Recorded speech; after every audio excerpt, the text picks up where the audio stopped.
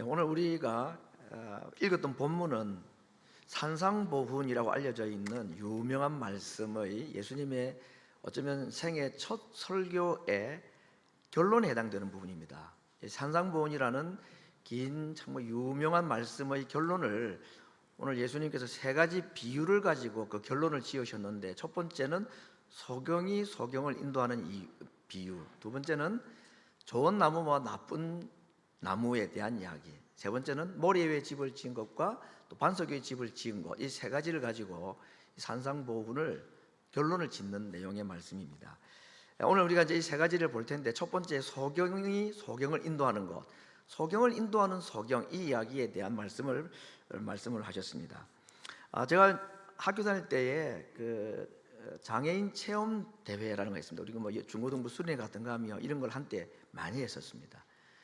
지금은 뭐 많이 알려져 있지만 그래도 몸이 불편한 분들의 고통을 우리가 너무 모르고, 여전히 한국은 또 장애인들에 대한 복지나 또 관심이 뭐 미국이나 다른 선진 국가에 비해서는 약할 수밖에 없는데, 그 당시만 해도 정말 그랬었습니다. 근데 그들을 위해서 어떻게 경험할 수 있을까 해서 눈을 다 안대를 하고, 이제 앞에 한 친구가 소리를 합니다. 이렇게 앞으로 몇 발자국 걸어라, 앞에 계단에 있다, 발을 올려라, 구덩이에서 옆으로 돌아라, 뭐 이런 거, 문을 열어라 닫아라, 이런 거 하나하나 합니다.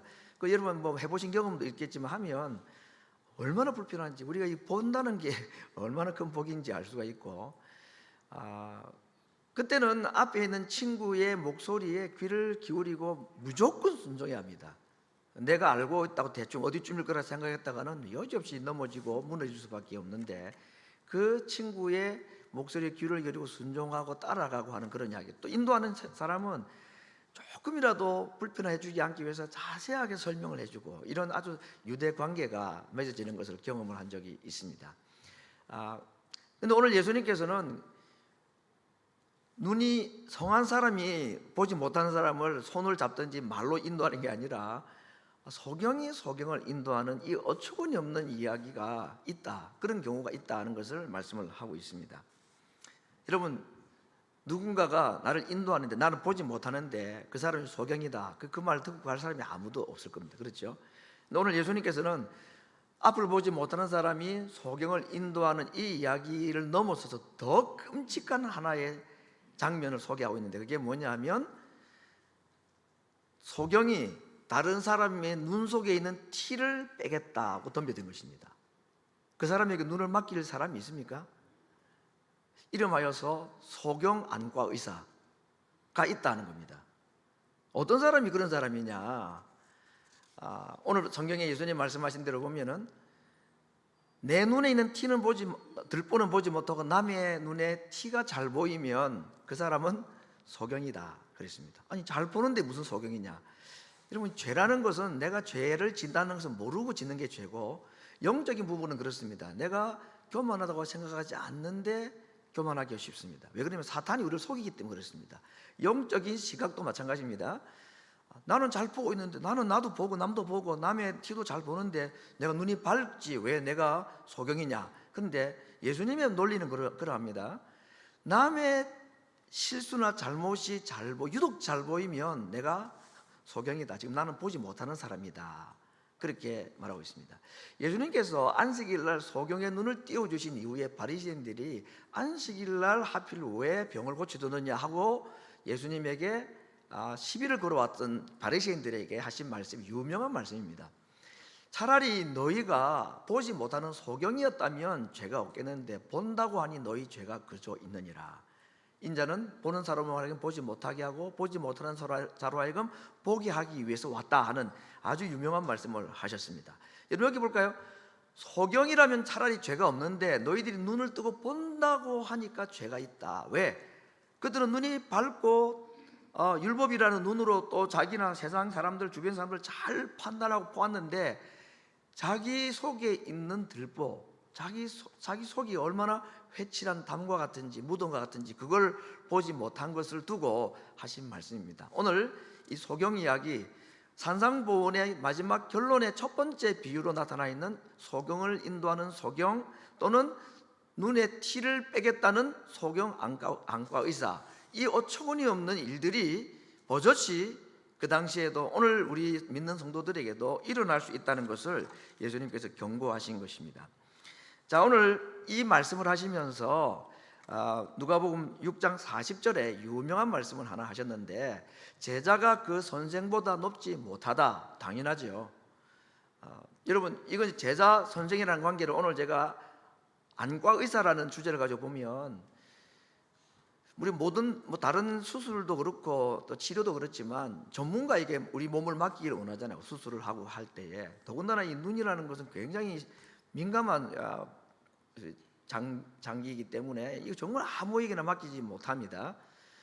근데 내가 수술하고 갔는데 그 병원에 가봤더니 안과 의사가 소경이다 아니면 소경까지는 아니라도 나보다 눈이 안 좋아. 그래가지고 이거 잘 안 보여 이러고 있는데 그 사람한테 내 눈 수술 맡길 사람은 아무도 없죠. 아무리 이 안과 의대 학생이라 할지라도 그를 가르치는 교사, 그를 가르치는 선생님, 전문의 교수보다 절대 나올 수가 없습니다. 그 안과 의사 학생에게 여러분이 눈을 맡기겠습니까? 그를 가르치는 선생에게, 그를 가르치는 교수에게 내 눈을 맡기겠습니까? 그 물어보나 만하잖아요. 그런데 제자인 내가 선생보다 낫다고, 아이고 교수님 가만히 계십시오, 이건 제가 잘합니다, 제가 할 수 있는 겁니다 하고 그러게 해서 안과 수술을 하겠다? 이거 큰일 날이지요. 이 말씀은 뭐 너무나 상식적입니다. 제자가 선생보다 높지 못하다, 배우지 못했다는 거죠. 의사를 해도 인턴하고 레지던트 해가지고 얼마나 오랫동안 해야지 전문의가 되고 숙련공이 되고 그럴 텐데, 오늘 예수님께서 소개하는 이 산상보원의 결론으로 첫 번째 소개하는 소경된 안과 의사에 대한 얘기를 가지고 다른 사람이 아니라 당시에 바리새인을 비롯해서 오늘 우리들도 마찬가지고 너희들이 좀 그러하다라고 지금 말씀을 하고 있는 것입니다. 자, 그렇다면 오늘 이제 눈 수술 얘기를 조금 더 해보겠습니다. 예수님께서 이렇게 말씀하신 거 보면은, 야, 정말 아무에게나 내 눈을 맡겨서도 안 되고 또 아무에게나 내가 길을 인도하겠다, 또 눈을 수술하겠다, 눈에 티를 빼겠다 해서는 안 되구나. 우리가 좀 경각심을 가집니다. 그 정도는 우리가 받아들일 수 있죠. 자, 그러면 아니 눈 나쁜데 수술 안 해야 합니까 그러면? 아니면 또 남의 분명히 눈에 티가 있고 뭐 몸에 잘못 좀 오물이 묻었는데 그걸 지적질하면 내가 소경 안과 의사가 되고 소경을 인도하는 소경이 되니까 나는 뭐 봐도 모른 채 말 안 하고 가만히 있어야 되느냐, 그런 생각을 하기가 쉬운데 오늘 42절 말씀을 다시 한번 보면 그러지만도 않다. 자, 먼저 내 눈 속에 들보를 빼고 그 다음에 그 형제의 눈 속에 티를 뺄 것이다, 또는 빼주어라 하고 말씀하셨습니다. 무조건 안 하는 게 대수가 아니라 해야 되는데 먼저 할 것이 있고 나중 할 것이 있다, 그 말 아닙니까? 그럼 소경 안과 의사는 먼저 뭐 해야 되나? 자기 눈부터 고쳐야 되는 겁니다. 남의 눈에 티를 뽑겠다는 것, 그 이전에 내 눈 속에 있는 그건 티도 아니고 그건 들보 정도로 큰 것이라고 했습니다. 나무 토막과 같이, 톱밥과 같이 큰 거, 그걸 빼내야 남의 눈 속에 있는 티가 그때 제대로 보인다, 그런 것입니다. 그래서 오늘 예수님께서 이 소경 또는 뭐 소경 안과 의사 이런 얘기를 하시면서 하시고자 하는 말씀은 그냥 너는 가만히 있어, 내가 알아서 할 테니까 너는 가만히 있어, 못 본 채라고 하는 게 아니라 남의 눈 속에 티가 보이거들랑 무엇을 보려 해야 되느냐? 내 눈 속에 있는 들보를 보려 해야 된다. 그렇다면은 내 눈에 비친 남의 눈 속의 티는 내 눈 속의 들보를 보게 하는 거울과 같고 확대경과 같다 하는 겁니다. 내 눈에 남의 허물이 보이는 건 당연합니다. 그런데 왜 하나님께서 우리에게 다른 사람의 허물이 보이도록 했느냐? 그 사람을 고쳐주라고 하기가 아니라 나를 고치라고 한 것이다. 거울이다, 거울. 이게 예수님의 논리입니다. 그냥 눈 감고 다니라고 아니죠. 나를 보게 하기 위해서 남의 허물이, 남의 티가 보이게 하신 것이다. 42절 말씀은 명확하게 그걸 말하고 있지 않습니까? 내 눈 속에 있는 들보를 빼라고 그의 눈에 티가 보이도록 한 것이다. 이게 예수님의 논리입니다. 자, 그러면 우리가 남의 눈에 티를 보고 뽑아내기 빼기 위해서는 내 눈 속에 있는 들보부터 먼저 보아야 되는데, 어떻게 하는 것이 내 눈 속에 들보를 빼는 것일까? 그건 회개 기도인 것 같습니다. 그 사람의 허물을 보면 내가 나의 허물을 보게 하시고, 감사하잖아요. 내 허물이 안 들킨 것에 얼마나 감사합니까? 남의 허물은 나의 허물을 그대로 보여주는 거울과 같기 때문에 모든 사람이 죄인이라고 했잖아요. 똑같습니다. 별 차이가 없습니다.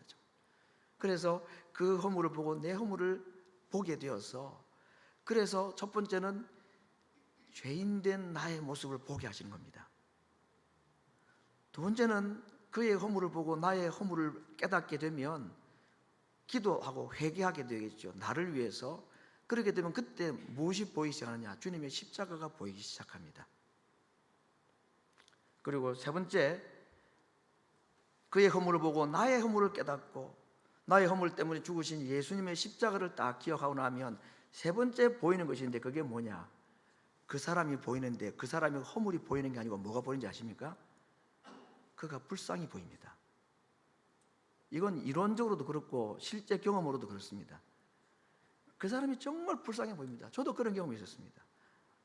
여기 원고에 없는 얘기지만, 이분이 이제 세상을 떠난 분이지만 저희 아버지 죽이겠다고 식칼 들고 덤벼든 사람이 있었습니다. 교회 양수집사였습니다. 저희가 아들이 넷인데 그때 한 50 가까이, 50 넘었나 보네. 그분 제압을 못 하겠습니까? 요 청년들이 네 사람이 할 수 있죠. 그 동생 셋은 달라붙었습니다. 근데 제가 떼말렸습니다. 이건 또 지나간 이야기인데, 그때 제 눈에는 그분이 너무 불쌍해 보였습니다. 아버지를 죽이겠다고 칼을 들고 있는 그 사람이 믿고 무서운 게 아니라 너무 불쌍하더라고요. 지금 눈물이 났습니다, 정말. 그래서 이분이 나중에 나가면서 내가 강전도사 때문에 오늘 그만두고 간다고 그랬어요. 여러분, 남의 허물을 하나님께서 우리에게 보여주신 이유는 이 세 가지 때문입니다. 첫째는 나를 보라고, 두 번째는 주님 보라고, 세 번째는 그러고 난 다음에 그를 보게 되면 그의 허물이 보이는 게 아니라 그가 불쌍히 보이는 것입니다. 이것이 주님께서 굳이 우리에게 남의 눈에 티를 보게 하신 이유라고 말씀하고 있습니다. 자, 그렇게 나를 보고 주님 보고 그를 불쌍히 보기 시작하면 그 다음부터는 이제 뭐 할 차례인가? 타이밍이 되었다. 무슨 타임? 그 사람이 눈에 티를 빼줄 타임이 되었다는 그 말이잖아요. 그렇죠? 근데 여러분, 그 남의 눈에 티를 어떻게 빼겠습니까? 어떻게? 내 허물을 보고 예수님 보고 그를 불쌍히 보았다고 하면 어떻게 빼느냐? 저는 크게 두 가지로 좀 정리해봐요. 첫 번째, 기도입니다. 기도는 두 가지인데, 그를 위해서 기도하게 됩니다. 불쌍히 보이기가 기도가 되고 당연히 기도가 됩니다.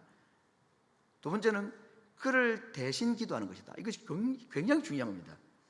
그를 위해는 기도할 수 있는데 그를 대신해서 기도하는 것이 어렵습니다. 그를 대신해서 기도하는 게 뭐냐? 그 사람이 허물이 있다는 얘기는 죄인이잖아요. 그 사람이 죄가 없다는 얘기가 아니죠. 죄가 있는 게 맞습니다. 죄인은 어떻게 해야 죄가 용서받는 겁니까? 회개해야 되는 거죠. 그런데 문제는 나는 나의 허물을 보고 나의 죄를 회개했는데, 나의 죄를 회개하고 나니까 내 들보가 씻겨 나가가지고 나의 허물도 보이고 예수님도 보이고 그도 불쌍히 보여서, 그래서 기도를 하는데 이 사람은 아직까지 자기 허물을 보지 못하고 있다는 겁니다. 그죠? 그걸 회개 안 하겠죠? 회개 안 하면 용서가 없는 겁니다. 해결이 안 되는 겁니다. 그렇죠? 그럼 어떻게 해야 돼요? 그 사람이 회개를 해야지 되는 거죠. 회개 안 하는 그 사람을 위해서는 어떻게 해야 되느냐? 내가 대신 회개하는 겁니다. 정말 아침에 너무 심하다, 목사님. 정말 그렇게까지 하면 세상에 그런 천사 같은 사람이 어디 있겠느냐? 우리는 한순간에 사탄과 같기도 하고 한순간에 천사보다 더 선한 사람도 될 수 있습니다.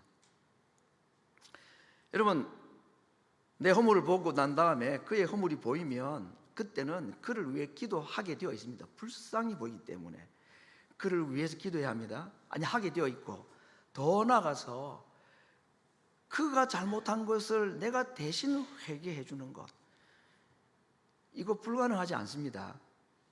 충분히 가능합니다. 그 대상이 내 자식이라면 안 하겠습니까, 여러분? 자식이 하나님 앞에 잘못 살아가면 부모가 자식을 대신해서 하나님께 회개기도 안 합니까? 하죠. 당연히 하게 되어 있습니다. 그런데 내 친육신의 자식뿐 아니라 영적인 자녀도, 영적인 이웃도, 형제도 내가 그를 대신해서 기도해 줘야 될, 그게 중보한다 하는 것입니다. 예수님이 그래서 우리를 위해 대신 기도하셨고 대신 죽으신 것, 그래서 우리가 구원받은 자들이기 때문에 우리는 예수님 흉내내야 한다 하는 것입니다. 두 번째, 어떻게 남의 눈에 티를 뺄 수 있는가? 오늘 본문에 나와 있는 여러 말씀들을 볼 때에 좋은 열매를 보여줘야 된다 하는 겁니다. 예수님께서 이미 말씀하신 내 앞에 있는 내용 보면은 적어도 4 또는 5가지 예가 있습니다. 원수에게는 어떻게 해야 되느냐? 사랑을 보여주는 것이고, 나를 미워하는 자에게는 선대해주고, 나를 저주하는 자에게는 축복하고, 나를 모욕하는 자를 위해서는 기도해주고, 입뺨을 치는 자에게는 젖뺨을 대주기. 이게 좋은 열매 보여주는 것입니다. 이게 나를 잘못 대하는 사람들의 그의 허물과 티를 빼주는 두 번째 방법이라는 것입니다. 아이고, 첫 번째가 훨씬 낫네. 그래도 기도가 낫네요. 저 어떻게 오른뺨을 치는데 왼뺨을 돌려주고 어떻게 할 수 있습니까? 저는 잘 못합니다. 저도 잘 못합니다. 그런데 1번을 하고 나면 2번이 될 가능성이 굉장히 많아집니다. 기도하기 시작하면, 그가 불쌍히 보이기 시작하면 나를 저주하는데도 나 복이나 받아라. 나를 모욕하는데 나 기도나 받아라. 원수는 그렇게 갚는 거죠. 그렇게 할 때에 하나님께서 일하기 시작하신다 하는 겁니다. 나는 어정쩡한 흉내를 냈는데 그 흉내 내는 것조차도 하나님은 기뻐하시고 좋아하시고, 그래서 내가 하는 그 자그마한 좋은 열매 보여주고자 하는 그 순종의 삶에 하나님께서 기뻐하시고 그 일을 이루어 가시는 것을 많이 경험하게 됩니다. 자, 그렇다면 오늘 우리가 이렇게 좋은 열매로 좋은 나무가 되어지고 선을 보여주는 것이 우리가 남의 눈에 티를 빼는 두 번째 방법이라고 했는데, 이렇게 좋은 열매를 보여주기 위해서는 무엇이 더 우선되어야 되느냐? 자, 한번 복습을 해볼까요? 남의 눈에 티를 빼기 전에 먼저 할 게 뭐라 그랬죠? 내 눈에 티 빼는 거, 들보 빼는 거라고 했습니다. 그 뭐라 그랬죠? 회개라 그랬습니다. 아무도 눈에는 눈물이 흘러야 티가 빠져나가듯이 회개의 눈물이 흘러야 들보가 씻겨 나가게 돼 있는 것 같습니다. 자, 그렇다면 좋은 열매를 내가 맺고 싶은데 어떻게 좋은 열매 맺느냐? 좋은 열매를 맺기 위해서는 뭐가 먼저 되느냐? 좋은 나무가 되어야 된다는 겁니다. 좋은 나무가 좋은 열매를 맺는 게 당연한 것이지, 좋은 열매를 맺겠다는 것이 좋은 나무를 만드는 거 아니다, 그 말이잖아요. 그렇죠? 그 좋은 나무가 되는 게 먼저 중요하다.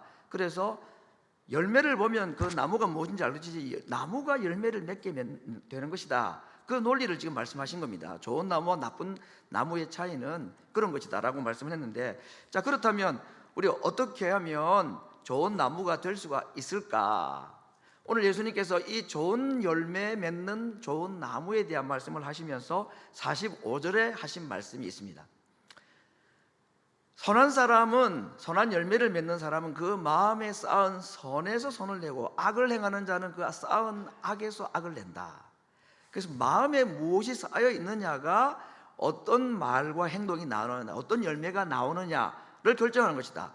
나무가 열매를 만들어내듯이 쌓여있는 내 마음의 생각이 밖으로 좋은 열매도 되기도 하고 나쁜 열매도 되기도 한다. 그렇다면 우리가 좋은 나무가 되기 위해서는 마음에 좋은 것을 쌓는 것이 맞겠죠. 쌓은 것에서 나오게 되어 있으니까. 자, 좋은 것을 쌓는다 하는 것, 보고 듣고 말하는 것, 우리 이 땅에 살아가면서 하는 모든 삶의 행동들이 사실은 나를 만들어가는 과정이다, 쌓는 과정이다 하는 겁니다. 그래서 예수님께서도 악은 모양이라도 버려라 그랬습니다. 왜? 자꾸 그게 악이 내게 쌓여 있으면 나는 약하고 죄를 이길 수 없는 자니까 저는 어쩔 수 없는 자입니다 하고 그냥 악을 받아들이고, 나쁜 생각 그대로, 내 모습 이대로, 나는 이게 내 모습인데 하고 그렇게 하지 말라고 그랬습니다. 그렇게 하게 되면 그게 쌓이면 이게 나쁜 열매 맺는 나무가 되어버린다, 그런 말씀이죠. 그래서 우리 속에 항상 선한 것, 좋은 것, 아름다운 것을 기억하고 그것을 생각해라. 좋고 선하고 아름다운 것이 무엇입니까? 그건 하나님이고 예수님이고, 하나님 말씀이 예수님 말씀입니다. 그걸 계속해서 예수님의 가지와 포도나무의 비유로 말하면 우리가 예수님 안에, 말씀이 내 안에, 내가 말씀 안에 거하는 거, 이게 좋은 나무 되는 방법이라는 겁니다. 결단과 결심을 가지고는 열매 맺는 거 거의 어렵습니다. 한두 번 연습은 될지 몰라도 잘 안 되기 때문에 차라리 좋은 나무가 되는 것이 낫다. 좋은 열매를 맺겠다는 노력보다는 좋은 나무가 되겠다는 노력이 더 좋은 노력이라는 거고, 원칙적으로 그게 더 맞는 거다는 것인데, 그 좋은 나무가 되는 노력이 뭐냐? 마음에 선을 쌓는 것이다. 좋은 것을 쌓는 것이다. 그걸 깊이 생각하는 것이라고 말했고, 요한복음 15장의 말씀으로 의하면은 내가 예수님께 붙어 있고 말씀이 내 안에, 내가 말씀 안에 거하는 삶을 살아가는 것, 이것으로 말미암아 내가 좋은 나무가 될 수 있다라고 말합니다. 자, 근데 여러분, 우리가 살다 보면 좋은 생각과 좋은 말만 하지 않잖아요. 나쁜 생각도 하고 나쁜 말도 하게 됩니다. 아무리 예쁘고 깨끗한 옷을 입어도 지나다 보면 내 옷에 오물이 묻고 커피 자국이 떨어지기도 하고 그럽니다. 그러면 여러분 어떡합니까? 뭐 커피가 쏟아지면 옷에, 또는 커피 마시다가 옷에 커피가 묻었다 그러면 어떻게, 빨리 즉시로 빨리 씻으면 되죠. 맞습니까? 그러면 됩니까? 씻어집니까? 그러면 잘 모르겠는데, 아무도 빨리 할 수 없어서 시간 지나면 늦어도 안 된다 그러더라고. 빨리 하라고 그래, 빨리.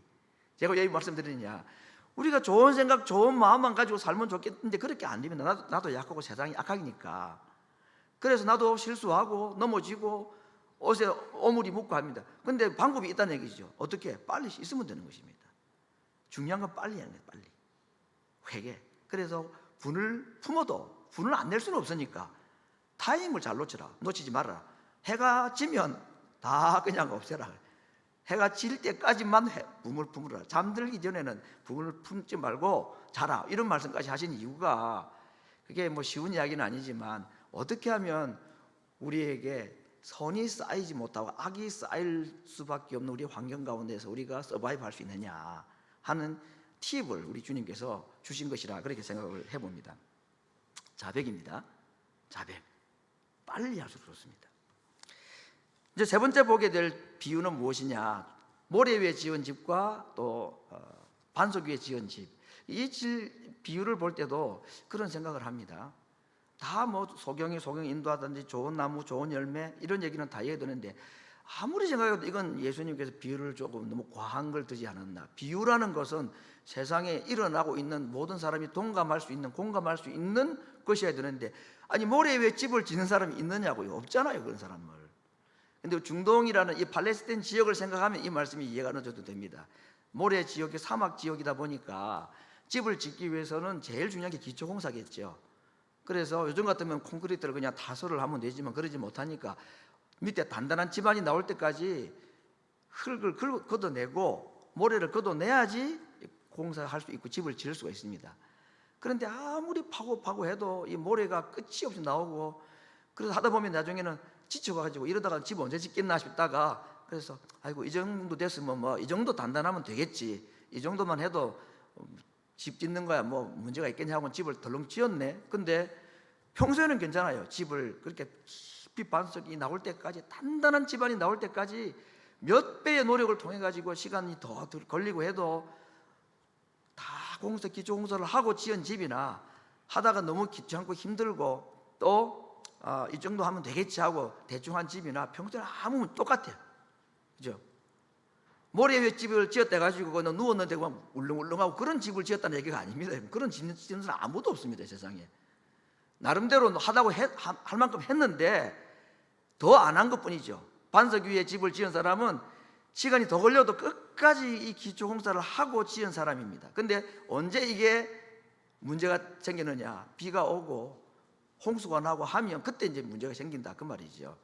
이런 그런 것 같아요. 인생도 아무 문제 없을 때는 아무 문제가 없어요. 근데 어려움이 있다 보면 우리 속에 있는 거 다 드러나게 되는 거죠. 인간관계도 마찬가지입니다. 그렇죠? 비가 오다 보니까 이게 이렇게 큰 비, 이번에 뭐 캘리포니아에 엄청 비가 왔다면서요. 도무지 이해가 되지 않는, 지금 온 세상이 지금 비정상입니다. 모든 날씨가 지금 그런 상황이 되어가고 있는데, 그럴 때가 생기는 거죠. 그때는 이거 이래서는 안 되는 거였구나. 공사에 대한 얘기는 그걸 말하고 있는 것입니다. 결국 이 모래 위에 집을 짓는 것과 반석 위에 집을 짓는 이 비유로 산상보훈을 최후의 마지막 세 번째 비유로 이렇게 말씀하신 이유는 무엇이냐? 끝까지, 그리고 그 예수님의 말씀으로는 행하지 아니한 것, 듣고 행하지 아니한 것이 모래 위에 집을 지은 것이고 듣고 행한 것은 반석 위에 집을 지은 것이다 라고 말하고 있는 겁니다. 그 당시에 혹 그런 실수하는 공사를 하는 사람들이 있는 것을 감안을 해서 어떻게 하다 보니 그냥 모래 위에, 모래가 아니지만 더 기대야, 더 참고 인내하지 못하고 서둘러 공사를 끝내버린 사람들에게 후회가 될 만한 이야기를 지금 예를 들어서 하시면서 인생의 집과 영혼의 집도 이렇게 짓는 사람이 있더라 하는 겁니다. 공통점이 뭐냐? 둘 다 말씀을 들었다 그랬습니다. 조금 더 과장되게 말하면 둘 다 은혜 받았다 그 말이겠죠. 아, 좋았어, 정말 좋았어. 근데 차이가 뭐냐? 모래 위에 짚고 반석 위에 짚는 차이는 거기서 끝나지 않고 그 다음에 그 들은 말씀대로 행할 수 있느냐 없느냐가 반석과 모래를 결정하는 것이다. 그런 말씀을 예수님 지금 하고 있습니다. 자, 이것을 오늘 앞에 있었던 좋은 나무와 나쁜 나무로 이렇게 연결해 보면 반석 위에 지은 집은 어떤 나무예요? 좋은 나무겠고, 모래 위에 집을 지은 것은 나쁜 열매를 맺는 나쁜 나무가 될 것입니다. 자, 그렇다면 오늘 이제 결론적으로 드리는 말씀입니다. 어떻게 하면 우리가 좋은 나무 또는 반석 위에 집을 짓는 자가 될 수가 있을까? 이렇게 되기를 원하는 거 아닙니까? 다 세 가지를 오늘 말씀드리겠습니다. 첫 번째는 기도해야 된다. 마태복음 7장 7절은 산상보훈 중에 하신 예수님의 말씀입니다. 구하라 그러면 너희에게 주실 것이요, 찾으라 그러면 찾을 것이요, 문을 두드리라 그러면 너희에게 열릴 것이다. 구하고 찾고 문을 두드리라. 구할 때까지 구하고 찾을 때까지 찾고 열릴 때까지 문을 두드려라. 이 말씀하셨습니다. 이 말씀 우리한테 기도하는데 얼마나 큰 도전이 되고 또 용기가 되는지 모릅니다. 그래서 하나님 앞에 기도하는 거, 내 문제, 뭐 자녀 문제, 가정 문제, 물질 문제, 건강 문제, 정말 문이 열릴 때까지 기도하고 찾을 때까지 하나님께 간절하게 매달리고 기도하고 끈질기게 낙심하지 않고 기도하라 하는 말씀. 그러한 비슷한 내용의 기도에 대한 말씀들은 다른 비유도 말씀이 많이 있는데 하필 이 말씀은 우리가 주제로 삼고 있는 산상보훈이라는 그 아름다운 하나님의 말씀, 천국 백성으로 살아가는 삶이 어떤 것인가, 그걸 말씀하시던 중에 저 말씀하신 거. 예를 들면 아까 말씀드린 것입니다. 나의 원수와 같은 사람을 사랑하고 핍박하는 사람을 위하여 기도하고 저주하는 사람을 축복하고 오른뺨을 칠 때 왼뺨을 돌려댈 수 있는 그러한 삶을 사는 것이 천국 백성이고 하나님의 백성인데, 그렇게 사는 것이 쉽지 않다. 그렇죠? 이게 어떻게 쉬운 일입니까? 그래서 어떻게 하라? 구하고 찾고 문을 두드리라. 무엇을? 그 천국 백성 산상보훈에서 말씀하셨던 그러한 삶을 살기를 위해서 기도하라 그랬습니다. 말씀을 들었습니다. 말씀 들을 때 내가 이렇게 해야 되겠구나, 그렇구나, 내 원수를 향해서 그렇게 해야 되는 거구나, 다 깨달았습니다. 근데 그 사람이 모래에 집을 지을 수도 있고 반석에 집을 지을 수도 있는 차이가 뭐냐? 듣고 깨닫고 거기서 중단해버리면 그건 모래. 그러나 더 한 걸음 더 나아가서 행하는 자가 반석 위에 집을 짓는 자라고 말씀했는데, 그 행함으로 나아가는 것이 내 힘으로 안 되니까 어떻게 하라? 기도하라. 소경에게 예수님께서 말씀했습니다. 내가 너에게 무엇을 하여 주기를 원하느냐? 뭐라고 해야 될까요? 보기를 원하나이다. 그에게 제일 중요한 건 보는 거니까. 집도 아니고 차도 아니고 뭐 돈도 아닙니다. 보지 못하는 그 평생 구걸하는 그 소경에게 제일 중요한 건 뭘 해주기를 원하느냐? 보기를 원하나이다. 맞죠? 오늘 우리가 산상보훈이라는 정말 아름다운 하나님 나라의 규율, 하나님 나라의 백성의 삶, 좋은 열매, 반석 위에 짓는 집, 많은 사람을 주님께로 오게 하는 그 천국 백성의 삶, 예수님께서 말씀을 하시면서 열매를 맺어야 되고 반석 위에 집을 지어야 되지 않느냐라고 말씀을 하시지 않습니까? 그러면서 우리에게 물으십니다. 오늘 이 말씀 앞에, 산상보훈이라는 이 말씀 앞에 원수를 위하여 축복하고 핍박한 자를 위해 기도하고 저주하는 자를 축복하고 모욕하는 자를 위하여서 기도하고 이런 천국 백성의 삶을 사는 것이 복이라고 우리에게 말씀하셨습니다. 심령이 가난한 자가 복이고 그렇게 이런 삶을 사는 것이 복이라고 말씀했는데, 그렇게 하면서 우리에게 지금 물으십니다. 내가 오늘 너에게 무엇을 하여 주기를 원하느냐? 이걸 다르게 말하면 너는 오늘 내게 무엇을 구하겠느냐? 무엇을 기도하겠느냐? 그렇게 물으시는 거 아니겠습니까? 그러면 산상보훈이라는 주님의 말씀을 들은 우리들이 오늘 아침에 하나님 앞에 기도할 제목이 있다면 주여, 그렇게 되기를 원합니다. 소경은 주여 보기를 원합니다라는 것이 바른 기도이듯이 천국 백성의 삶이 어떤 것인가를 우리에게 말씀하셨다면, 그리고 우리에게 뭘 구하느냐, 뭘 찾느냐, 무엇이 어떤 문이 열리기를 원하느냐라고 묻는데 여전히 우리의 육신의 필요를 위하여 구하고 이것이 열리기를 원합니다고 구하는 것은 잘못 구하는 거 아니겠습니까? 오늘 아침에 우리에게 무엇을 너에게 주기를 원하느냐, 너는 나에게 뭘 구하기를 원하느냐라고 물으시면 주님, 원수를 사랑하기를 원합니다. 나를 저주하는 자를 제가 축복할 수 있기를 원합니다. 남의 허물이 보이는데 그 사람을 위하여 기도할 수 있기를 원합니다. 그를 대신해서 제가 기도하기를 원합니다. 그렇게 구하라 하는 말씀 아닙니까? 그러면 우리는 이렇게 질문할 수 있습니다. 기도하면 됩니까? 기도한다고 원수를 사랑할 수 있습니까? 기도한다고 나를 핍박하는 사람을 위해서, 저주하는 사람을 위해서 축복하고 기도가 될 수 있습니까? 되죠. 기도가 안 되는 게 어디 있습니까, 세상에? 내 결단과 결심, 그것보다는 기도가 훨씬 효과적입니다. 그러므로 우리가 이런 말씀을 듣고도 이 천국의 기쁨을, 천국의 삶을 천국에 가서 맛보겠다 하는 것, 이 땅에서는 안 됩니다 라고 말하는 것은 가장 큰 이유가 뭐냐? 안 들어서가 아니고 기도 안 했기 때문이다. 간절하게 구해야 합니다. 기도는 언제까지 해야 되는지 아십니까? 응답될 때까지 하는 겁니다. 이 천국 복음에 맞는 천국 백성의 삶이 이루어질 때까지는 이 기도를 포기하지 말아야 합니다. 믿지 아니하는 가족을 구원하기 위해서 내가 무덤 속에 들어갈 때까지 기도해야 되듯이, 정말 이러한 하나님 백성의 삶을 살기 위해서는 구하고 찾고 문을 두드리는 정도가, 그 길이와 그 깊이가 내게 간절한 소원이 될 때까지 우리에게 소원을 두고 행하신다고 했습니다. 하고 싶은 것은 하게 됩니다. 뭐든지. 하나님, 제가 이런 삶을 살고 싶도록 하여 주옵소서.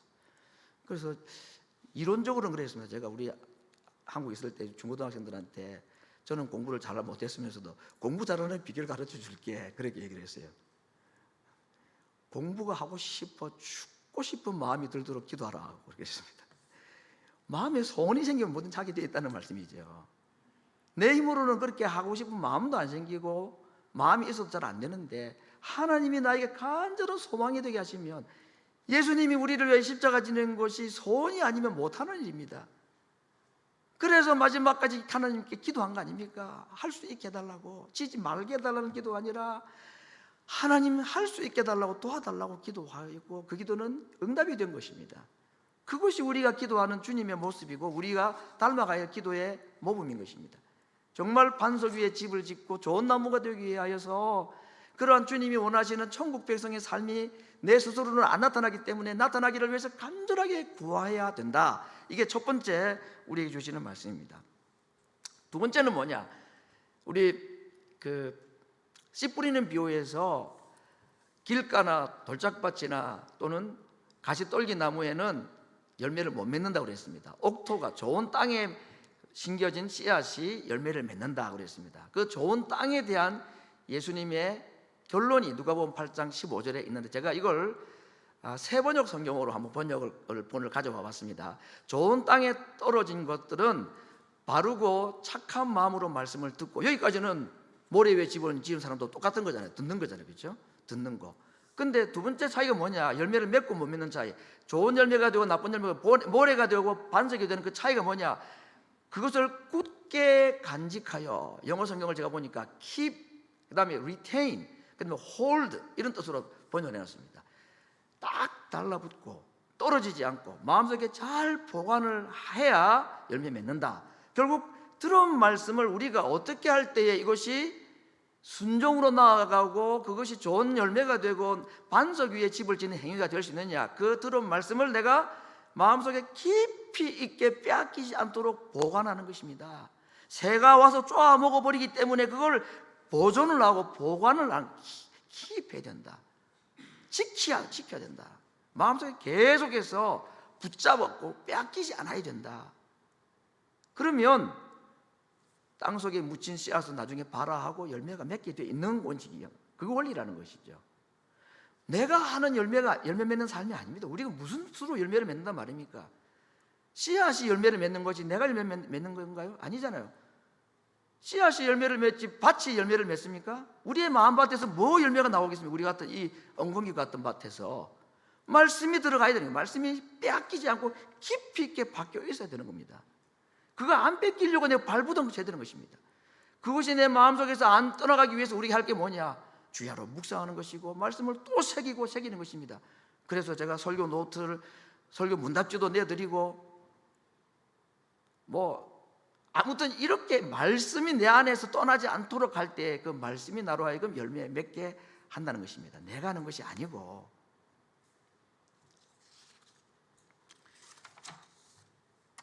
그래서 그 들은 말씀이 내가 말씀 안에, 또 말씀이 내 안에 거하게 될 때에 그 말씀이 나의 삶의 일부가 되면 우리 흔히 말하는 말씀이 내게 인격이 되는 것. 그래서 우리 요즘에 많이 부르는 찬양 가사 보면은 그런 가사 있죠. 하나님의 꿈이 나의 비전이 되고 예수님의 성품이 나의 인격이 되고 성령님의 권능이 나의 능력이 되길 원하고 바라고 기도합니다. 말씀을 내가 간절히 사모해서 그 말씀이 내 마음에 잘 뿌리 내리도록, 보관이 되도록, 그렇게 할 때 그 말씀이 나에게 인격이 되고 예수님의 말씀이 내 안에서 예수님의 인격이 되어서 그래서 그런 열매가 나타나는 삶, 이것이 반석 위에 집을 짓는 것이고 좋은 열매 맺는 나무가 되는 방법이다라고 말씀하셨습니다. 세 번째, 순종이라는 말 앞에 그냥 순종하기, 경상도 말로는 순종하기, 아무 이유 없이 그냥 하는 겁니다. 지난번에도 말씀드렸습니다만은 순종하는 마음이 있어서 순종하는 것이 원리 원칙입니다. 그게 제일 좋은 거죠. 근데 때로는 우리 마음이 워낙 악하고 또 간사하다 보니까 아무리 듣고 마음만 깨달아도 그걸 내가 못 지키거나 안 지키는 경우들이 있죠. 그래서 어떨 때는 그냥 이유 없이 순종합니다. 그걸 다르게 말하면 억지 순종이라고 말할 수도 있습니다. 순종하다 보면 순종하고 싶은 마음에 순종심이 들 수가 있더라는 것입니다. 그래서 성경의 모든 법칙은 논리의 법칙이 아니라 순종의 법칙이다. 하나님이 하신 말씀은 조금 더 틀림이 없고 우리에게는 어렵긴 할지 몰라도 잘못된 말씀이 아니기 때문에 그 말씀은 그냥 순종하는 겁니다. 논리를 따지면 도무지 이해가 안 되고 하기 싫지만 그냥 순종의 원리로 하면 내가 그냥 순종해버리는 것. 요단강에 발을 내디뎠을 때, 제사장들의 발이 딱 닿았을 때에 흘러오던 물이 멈춰섰지, 물이 멈춰선 걸 보고 제사장들이 발을 요단강에 내딛지 않았습니다. 순종하다 보면 그것이 우리에게 그대로 일어나는 것. 그래서 앞에는 좋은 말씀도 많이 했지만 그냥 한마디로 말씀하신 분이 주님이시니까, 주님이 선하신 분이요 그분이 하시는 말씀이 우리에게 명령 아닙니까? 천지도 순종했던 말씀 아닙니까? 있으라 그러면 있고 없으라 그러면 없는 게 하나님의 말씀인데 우리가 무엇이 간데, 우리 같은 피조물이 무엇이 간데 있으라 그러는데 안 있고 하라는데 안 하고 그렇게 할 자유는 우리에게 있습니다. 먹지 말라 해도 먹기도 하고 먹으라 해도 안 먹기도 하고 그런 자유는 우리에게 있지만 에덴 동산에서 하나님의 말씀대로 순종을 안 해가지고 그랬던 거 아닙니까? 결과적으로 그렇게 볼 때에 참 단순해 보이지만 정말 무식한 방법처럼 보이지만 어쩌면 제일 간단하고 쉬운 방법 중에 하나가 그냥 순종하는 것입니다. 앞에는 논리적으로 이해를 도두어서 했지만 이해가 안 되고 도무지 할 수 없는 것이라도 주님이 명령하셨으니 그냥 순종할 때에 그때에 우리에게 정말 좋은 열매가 되고 그것이 한 번, 두 번, 한 번 하면 두 번 하기 쉽고 두 번 하면 세 번 하기 쉽습니다. 근데 한 번도 안 한 사람은 한 번 하기 어려워요. 눈 질끈 감고 순종하라 그러니까 순종을 하게 되면 그 다음부터는 더 쉬워지고 그것이 좋은 나무가 되고 좋은 열매가 나타나게 되는 것이고 더 나아가서 반석 위에 집을 짓는 지혜로운 자가 되는 것이다 하는 것을 말씀해 주고 있습니다. 우리 중에 소경되고 싶은 사람은 아무도 없고 나쁜 나무 되고 싶은 사람은 아무도 없습니다. 모래 위에 집을 짓고 싶은 사람은 아무도 없습니다. 그런데 많은 경우에 그렇게 하고 있더라. 왜? 우리 하나님을 하나님으로 인정하지 않고 말씀을 말씀대로 인정하지 않다 보니까 그렇게 되더라는 것입니다. 주님께서 이 세 가지 비유를 통해서 첫 번째 설교를 잘해주고 난 뒤에 우리가 어떤 자가 되어야 될 것인가를 말씀을 해주셨습니다. 우리 계속해서 제가 네 번째 오늘 이런 주제주를 말씀을 드리고 있습니다. 마음속에 계속 주시는 깨달음이 있고 해서 또다시 이 주제로 말씀을 드리는데, 하나님, 제가 혹시 보지 못하는 소경은 아닌지요, 나쁜 열매 맺는 나무는 아닌지, 나도 모르게 지금 모래 위에 집을 짓고 있는 어리석은 건축가는 아닌지 우리를 돌아보고 하나님께서, 주님께서 우리에게 어떻게 하기를 원하셨는지를 보고 그 말씀에 지침을 따라 순종하는 믿음을 달라고 우리 시간 함께 기도하는 시간을 가지겠습니다.